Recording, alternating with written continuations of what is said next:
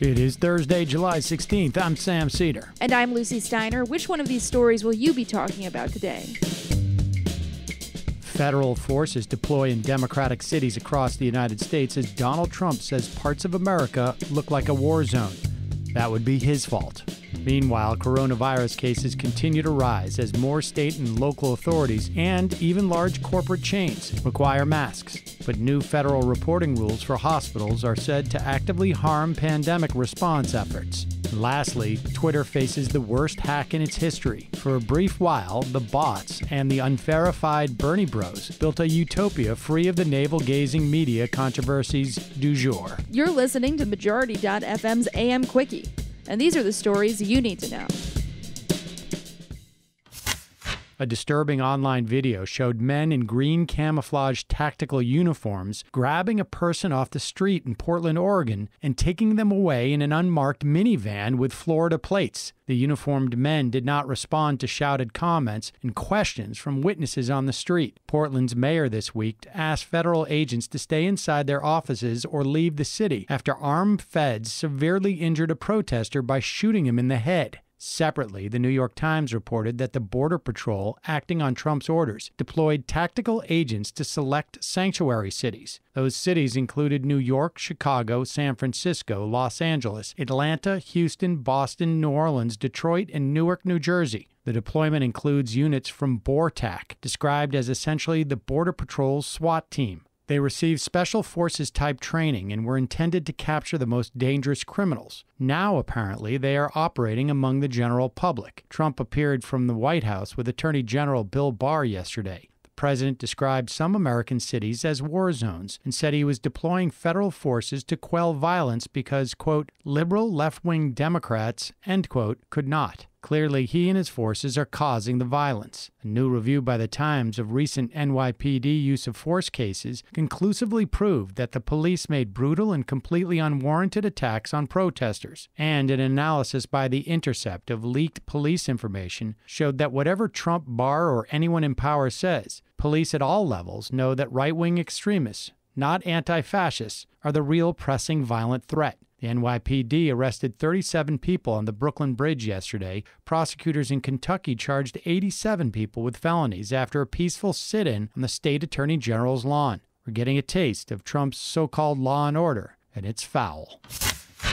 More jurisdictions, including Alabama and Montana, are instituting mandatory mask orders as coronavirus cases continue to rise in at least 41 states. Businesses, too, are filling the gap in public health policy. That gap was left by Donald Trump when he decided the federal government would do absolutely nothing helpful in regards to this pandemic. Walmart will require masks for all shoppers in all its stores across the country. New federal reporting rules route COVID-19 through political middlemen before it's delivered from the Health and Human Services Administration to the Centers for Disease Control. Hospital officials told the Washington Post that this additional bureaucratic step could impede the distribution of critical medicines. Virginia became the first state to institute workplace safety rules in response to the pandemic. According to the Post, an emergency temporary standard adopted by the State Health Code Board requires businesses to implement safety measures to protect people from catching the coronavirus at work. Violators could face fines of over $100,000. Oklahoma's Republican governor, Kevin Stitt, became the first state leader to report a positive test result for COVID-19, and Brazil's fascist ruler Jair Bolsonaro said to test positive for coronavirus at least for the second time.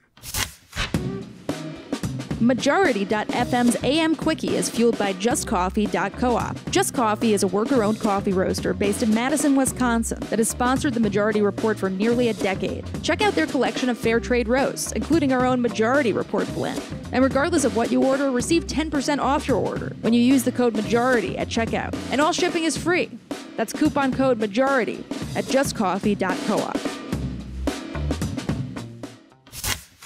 Some called it the Twitter Rapture. Users of the social media service were spared from seeing new messages by verified accounts for several hours, as company engineers struggled to get a handle on a major cyber attack. Verified accounts with millions of followers, including Bill Gates, Barack Obama, Joe Biden, Jeff Bezos, were compromised. At least some of the hacked accounts post links to a Bitcoin scam. Security experts with the BBC said the fact that so many top accounts were hacked at once suggested the social media platform was compromised at its very highest level. Vice News reported that Twitter was removing images of a purported administrator panel for the website, a software feature that may have been related to how the verified accounts got hacked. The Verge, a tech news site, called it the most catastrophic security breach in company history. But for a time, Twitter users enjoyed an absence of almost all discussion about the Harper's letter or letters, the New York Times opinion section, Hamilton, and other obsessions of elite mainstream journalists. Hopefully, nobody lost any money buying cryptocurrencies.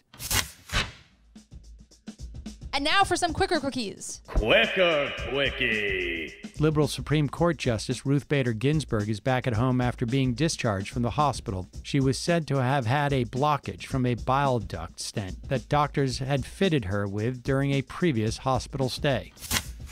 After agreeing to settle a lawsuit brought by advocates for the homeless, California's Transportation Department will have to reimburse people whose belongings were taken or destroyed by work crews.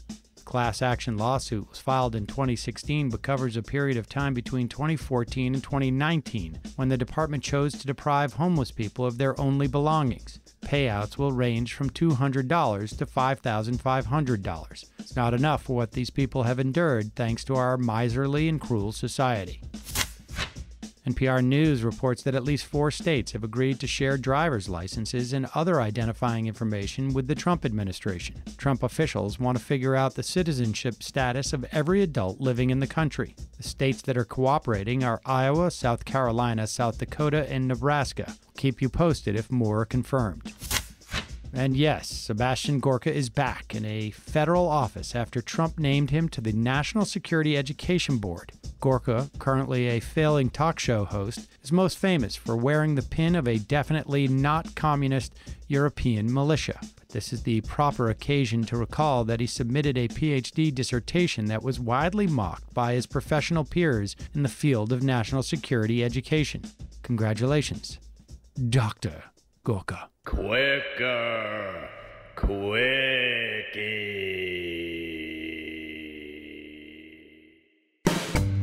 That's all for the AM Quickie. Join us this afternoon live on the Majority Report at noon, and then later wherever your podcasts are served.